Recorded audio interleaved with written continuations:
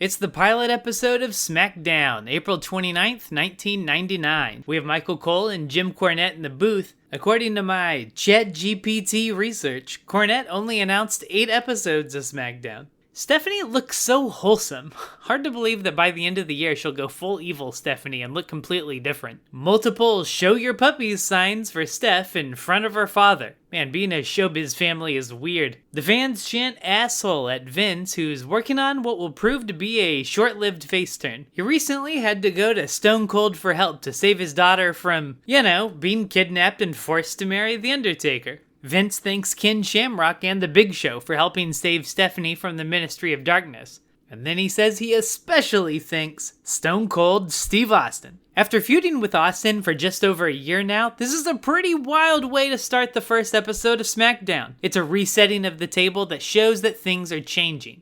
Well, for now. Stephanie thanks Austin, which gets a huge pop. Then she says she was kidnapped and stripped of her clothes, which gets a huge pop. Then she says she was put in a gown and touched all over, which gets a huge pop. That's pretty dark.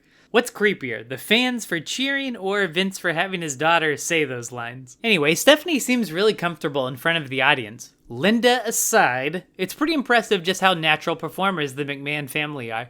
No Chance plays, but it's not Vince, it's Shane. Shane recently took control of the corporation and gave Vince the boot. Shane says he doesn't give a damn about Daddy's little girl, Stone Cold, or Vince McMahon. He's in charge now, and he tells Vince to get out of his ring.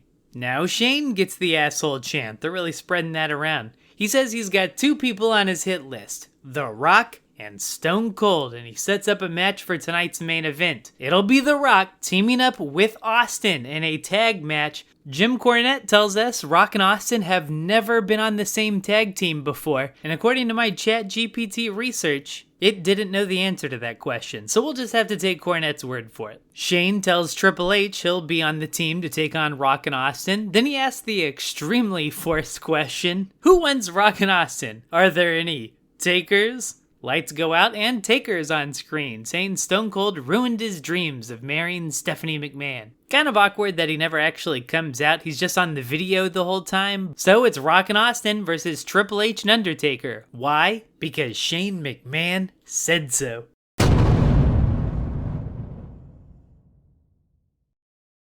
It's Val Venis, and he encourages all the ladies to invest in the Val Venis Mutual Fund. It's always up, and there will never be an early withdrawal. Very good. Jeff Jarrett comes out with Deborah. Whoa, that's a short skirt. Val and Deborah have the hots for each other, and Double J is none too happy to be playing the cuck. Apparently Owen Hart was supposed to wrestle Val, but he can't be found, so Jeff Jarrett is the replacement. But wait, here's the Blue Blazer, and he's not Owen Hart, but he's gonna fight Val Venis.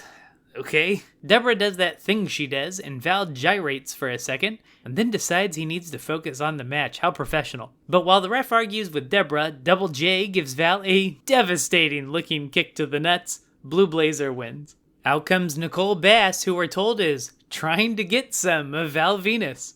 Instead of just telling Nicole he thinks of her more as a friend, he runs away. Okay. Now here's the Godfather. Man, I love that opening bass to his entrance music. Godfather previously won a match against Jeff Jarrett, and his reward for winning the wrestling match, of course, is that Deborah now has to be one of his hoes. Godfather comes out and beats up Double J and Double B, and he's like, okay, Deborah, let's go. You have to be a prostitute now. Thank God Jarrett is able to stop the Godfather, and Blue Blazer proves he really is a superhero by saving the damsel in distress. What's that? Godfather, the man trying to force a woman into prostitution against her will, is the good guy? Okay, to be fair, Jeff Jarrett is pretty bad too for agreeing to have a match with such an insane stipulation. This is a storyline with no heroes. Michael Cole keeps assuring us that Deborah likes it and wants to be a hoe. But look at Deborah's face. She doesn't seem too excited about being sex trafficked. Listen, you're probably thinking that I'm a Godfather hater, and that could not be further from the truth. The hoes are fun as long as you don't think about it too much. And the hoe train is a hilarious finisher. I just think this particular Godfather story doesn't work at all. This segment really is a quantity over quality situation. This is an overbooked mess.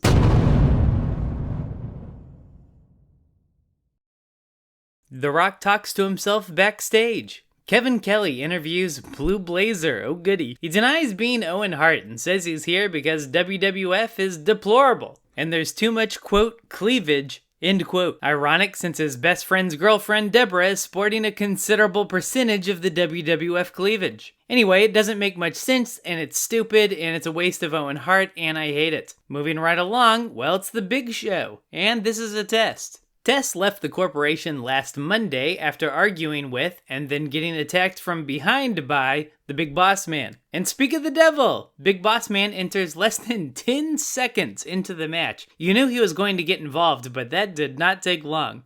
Oh, I stand corrected. Boss Man did not get involved.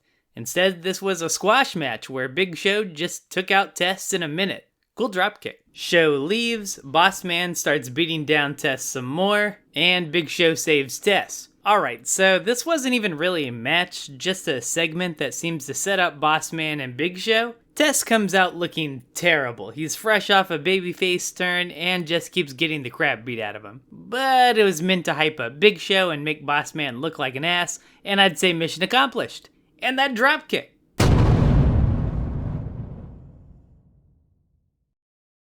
The Rock was kicked out of the corporation by Shane McMahon last Monday on Raw, so he's turned face just in time for the show named after his catchphrase. How convenient. The Rock tells us a little story of two jabronis named Shane McMahon and Triple H who decided to check themselves directly into the Smackdown hotel. The Rock wants Austin to know they'll fight the fight, but they're not partners, they're not buddies, and they're not friends.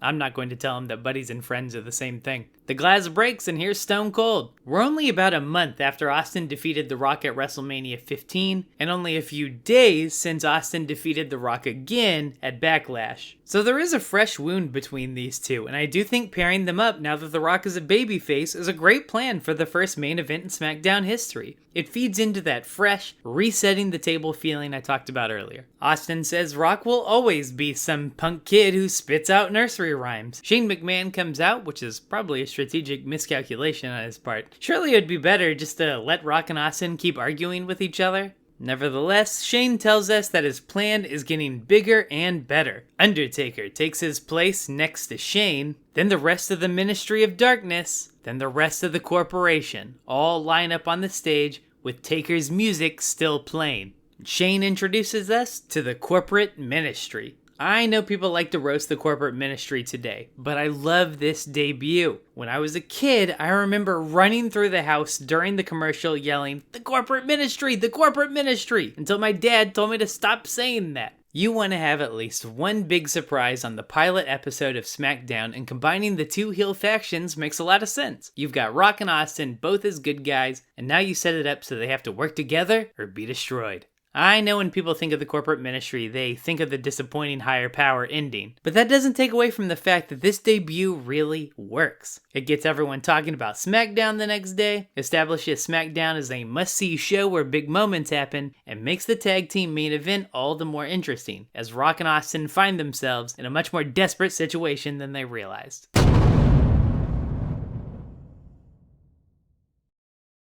Here's Draws and Prince Albert. Yeah, that's awkward in hindsight. D'Lo with Ivory. Draws was real life permanently paralyzed from the neck down in a match with D'Lo Brown on SmackDown. The match never aired on TV, but it wasn't this match on SmackDown. It was 5 months later. Still, I had an uneasy feeling this whole match that wasn't anyone's fault. Anyway, the match. What was the plan here? Was Albert just gonna punch D'Lo and get Draws disqualified? That would be kinda dumb. Ooh, D'Lo follows Draws out of the ring in style. Michael Cole tells us D'Lo is a certified public accountant, and that's awesome. However, I never heard that before. Wow, I guess just getting disqualified was the plan, because Albert just walks into the ring and punches D'Lo in the face. Albert pulls out some piercing tools, and they're going to give D'Lo a nice new tongue ring when Ivory runs off and comes back with Mark Henry. Ooh, wow, Mark Henry looks devastating here as he clears the ring and saves his former tag team partner, who it looks like he's reuniting with. Ah, that's sweet. I wish the match had gone longer, and I know it's silly to complain about DQ finishes in the Attitude Era, but if the wrestlers don't care who wins the match, why should I?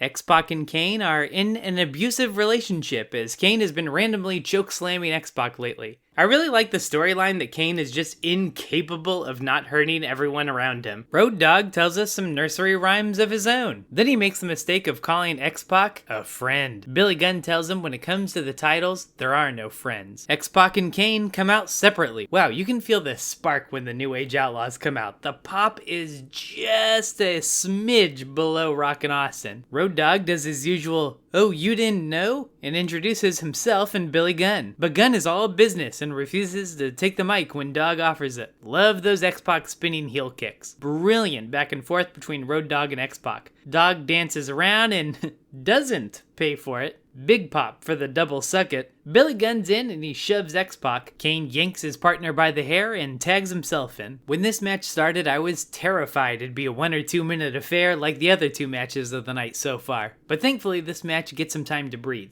So the story here is Road Dogg wants to win, but he still thinks of X-Pac as a friend. At one point, Billy Gunn holds X-Pac in place and Road Dogg says to let him go so they can fight fair. Billy Gunn does a crotch chop that I think undermines his all business approach. Then he does a wacky Ric Flair-esque fall down that definitely undermines the tone he's going for. Hot tag to Kane, and he looks like he's going to clean house until Road Dogg hits him with a devastating shake, rattle, and roll. More shaking, rattling, and yes, rolling. But uh-oh, Kane does that thing he does. He's got Road Dogg for the choke slam, and he's got X-Pac for the choke slam. Silly Kane. Gunn makes the save, but a double clothesline quickly puts Kane back in control of the situation. A missed Bronco Buster takes X-Pac out, ouch. And Road Dogg just blatantly punches Kane in the balls right in front of the referee. And the ref's like, please don't do that. Famouser in pin attempt, but X-Pac breaks it up. Billy Gunn lifts X-Pac over his head like he's preparing for some sweet move. Road Dogg sort of kind of gets pushed into Billy Gunn's legs, and so great is the force of X-Pac's downward fall that he's able to pin Billy Gunn and win the match. I'll admit I'm no physics expert, but that sucked. Anyway, X-Pac leaves by himself, no doubt angry that Kane tried to murder him earlier. They retain the tag titles and presumably both go ice their testicles backstage.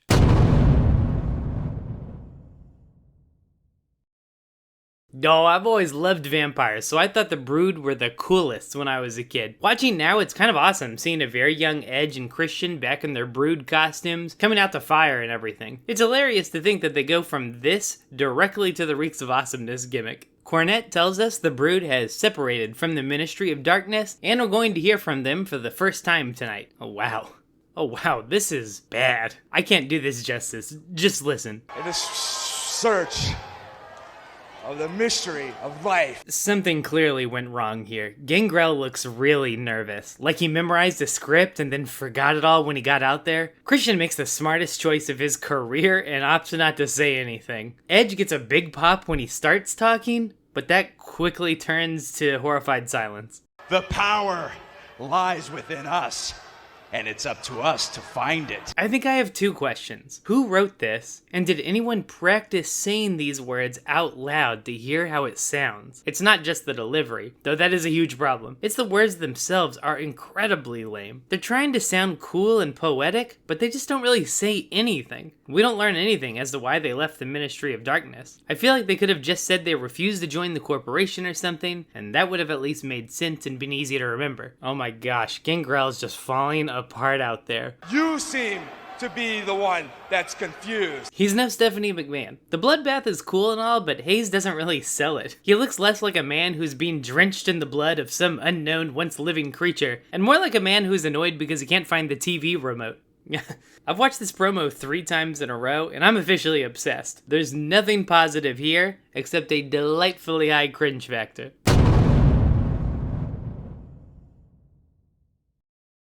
We've got a street fight between Ken Shamrock and Bradshaw. Apparently the Acolytes beat up Shamrock before his match with The Undertaker last Raw and cost him the match. So now it's time to get some payback. I'm just saying, Bradshaw's a lot of friends, so I hope you brought some backup, Shamrock. Out comes Bradshaw, and wow, the Acolytes have a generic theme song. It's not spooky at all. It sounds like the stock rock they'd play on a 90s family sitcom. Oh, thank God. Shamrock comes out and hits Bradshaw in the back during his entrance, so they have to cut the music.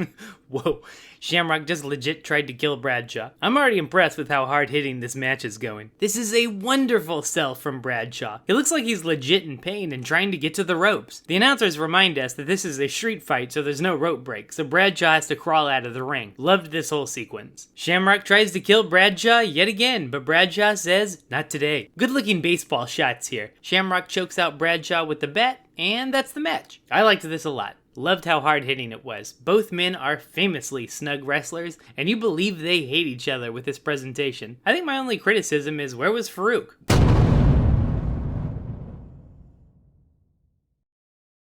Man, I'd forgotten how funny an average Mankind promo is. First of all, the fact that he lives in the boiler room of whatever arena they're in is pure gold. He says as he sat in the boiler room, feeling at peace, he thought maybe he and Big Boss Man could just get along. But then he'd be out of the job and Smackdown would be a huge failure. Oh, that's why Farouk didn't help his partner in the street fight. He was too busy attending the team meeting. I legit laughed out loud watching how much Boss Man fears the sock. Tess tosses him back in the ring to get a little payback from earlier. Is that not a disqualification though? A low bridge sends Boss Man back on the outside. Well, it's the Big Show. Yes, you've made a lot of enemies tonight, Boss Man. Okay, how is this not a disqualification, though? I feel like I hear a lot of people talk about how referees don't enforce the rules anymore, but between the low blow on Kane and this, the refs seem to just be decorative ornaments. Anyway, Socko and Boss Man taps out. You don't get a lot of tap-out victories in 99, so very nice, Socko. I'm less irritated that no one helped Boss Man because he doesn't have a tag partner, and I kind of buy that no one in the corporation could be bothered to come out and save him.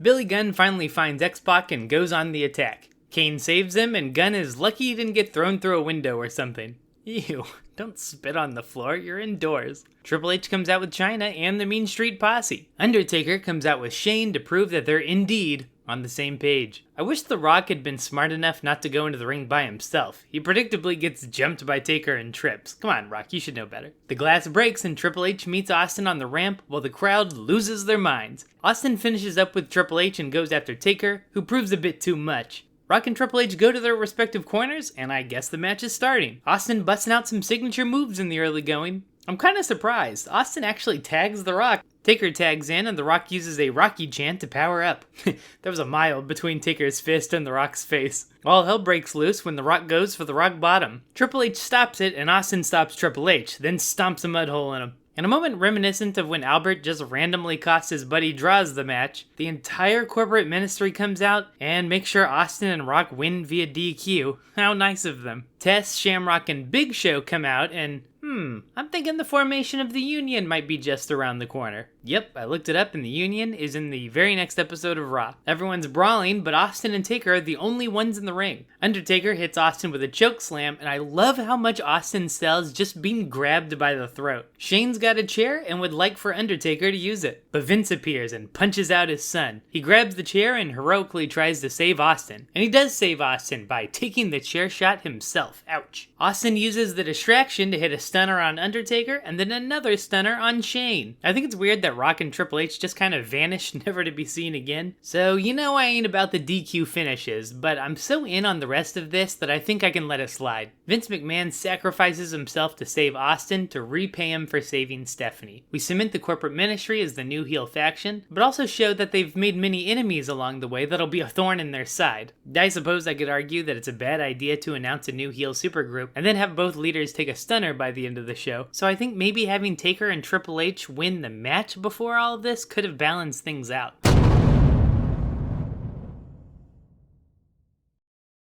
So, what do I rate the first ever episode of Smackdown? It started out pretty rough with the overbooked Venis versus Blue Blazer match, but the rest was quite enjoyable. Okay, that Brood promo really stunk up the place, but I still recommend it because it's just the kind of thing you have to see for yourself. The big story, of course, was the corporate ministry and the slow alliance of all the people they've screwed over in the past. And I think that story was told incredibly well. Yeah, I know, none of this makes any sense if you take into account that Vince is the higher power, so he just told Undertaker to whack him in the head and knock him unconscious, but I won't blame the April 29th, 1999 episode of Smackdown on a sin that's committed a couple months later.